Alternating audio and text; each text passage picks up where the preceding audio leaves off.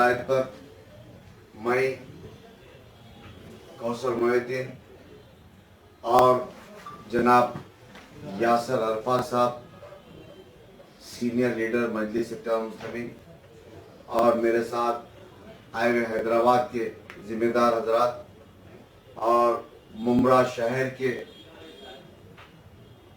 सदर जनाब मज़हर लाला साहब और उनके बॉडी के जिम्मेदार, मजलिस के चाहने वालों के सामने आज चंद नाम आपके सामने रखा जा रहा हूँ। सबसे पहले सहारा इदरीस अंसारी जो ओबीसी है, उनका नाम। दूसरा नाम साजिदा आबिदा अली खलदानी। तीसरा नाम जमीर सुरमे। चौथा नाम हाजी कमरुल हुदा।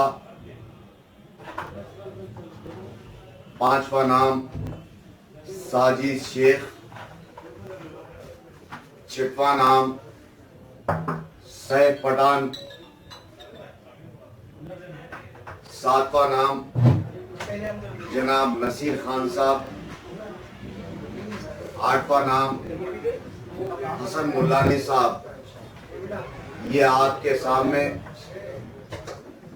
सदर मोहतरम जनाब नखीब मिल्लत बैरिस्टर असदुद्दीन साहब की हिदायत पर